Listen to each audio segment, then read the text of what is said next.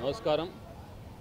2024 సాధారణ ఎన్నికల సందర్భంగా ఈరోజు ఏదైతే రాజ్యాంగం నాకు కల్పించినటువంటి ఓటు హక్కు ఉందో ఆ ఓటు హక్కుని నెల్లూరులో ఉన్నటువంటి రూరల్ కాన్స్టిట్యున్సీలో DKW కాలేజీలో పోలింగ్ స్టేషన్ నెంబర్ 123లో నా ఓటు హక్కుని వినియోగిస్తున్నాను.